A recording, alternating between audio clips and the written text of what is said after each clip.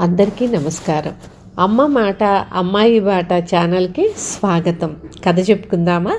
మధ్యలో స్కిప్ చేయకుండా చివరి వరకు విని లైక్ చేసి షేర్ చేయండి, సబ్స్క్రైబ్ చేసుకోండి. మొదలు పెట్టుకుందామా? తిరిగి వచ్చిన హారం. రామయ్య, రంగయ్య అన్నదమ్ములు. తండ్రి ఇల్లు పంచుకొని వేరువేరు వాటాలలో ఉంటున్నారు. రామయ్య భార్య జానకమ్మ చాలా యోగ్యురాలు. రంగయ్య భార్య కామాక్షి అందుకు పూర్తిగా వ్యతిరేకం. తన తోడికోడలు కుటుంబం పచ్చగా ఉండటం చూసి కామాక్షి ఓర్చుకోలేకపోయేది. కొంతకాలానికి జానకమ్మ తన పొదుపుతో డబ్బు వెనకవేసి చంద్రహారం చేయించుకుంది. అది చూసినప్పటి నుంచి కామాక్షికి నిద్రపట్టలేదు. ఒకరోజు ఆమె జానకమ్మతో, "అక్క, నీ హారం ఒక్కసారి అరువిస్తావా?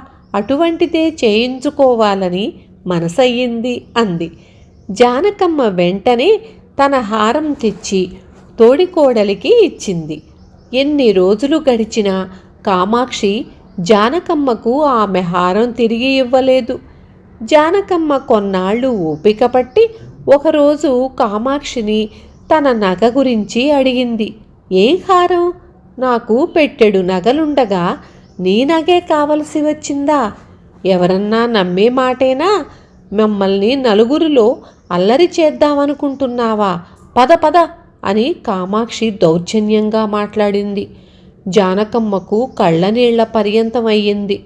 హారం కాజేసింది కాక తనను అవమానించినందుకు చాలా బాధపడి మారు మాట్లాడకుండా జానకమ్మ తన ఇంట్లోకి వచ్చేసింది. ఆమె ఈ విషయం తన భర్తతో చెబితే అతను తేలికగా తీసుకుని, "పోనిద్దు, పరాయి వాళ్ళు కారు కదా" అనేశాడు. ఇలా ఉండగా ఒకరోజు జానకమ్మ కూతురు పుట్టింటికి వచ్చి తన తల్లికి జరిగిన అన్యాయం గురించి వింది. తన తల్లికి జరిగిన అవమానానికి ప్రతిక్రియ చెయ్యాలని నిశ్చయించుకుంది. కామాక్షి తనను చూడటానికి ఎలాగూ వస్తుంది. అప్పుడు ఏం చెయ్యాలో ఆమె తన తల్లికి చెప్పింది. కామాక్షి తన బావగారి కూతుర్ని చూడడానికి రానే వచ్చింది. ఆమె తమ వాటాలో అడుగు పెట్టటం జానకమ్మ కూతురు చూసి కూడా చూడనట్లుగా తల్లితో, "అమ్మా, నువ్వు ఏదో చంద్రహారం చేయించుకున్నావని విన్నాను, నాకు చూపించనే లేదే" అంది. కామాక్షి ఆగిపోయి ఆ మాటలు వినసాగింది. "అది చేయించుకున్న నగ కాదమ్మా, ఎవరో మీ నాన్నకు అమ్మ చూపితే అది చవకగా వస్తుందని కొనేశారు. తరువాత తెలిసింది అది దొంగ సొమ్మని. అయితే అది అదృష్టవశాన దాన్ని వదిలించేసుకున్నానులే" అన్నది జానకమ్మ తన కూతురితో. "అదెలాగా?" అని కూతురు ఆశ్చర్యంగా అడిగింది జానకమ్మను. "దాన్ని మీ పిన్నికి అరువిచ్చాను. మీ పిన్ని దాన్ని తన దగ్గరే ఉంచేసుకుంది. ఇంతలో అది దొంగ సరుకని తెలిసింది. అందుకే మీ పిన్ని నగ తీసుకోలేదని అబద్ధమాడినా మాట్లాడక ఊరుకున్నాను.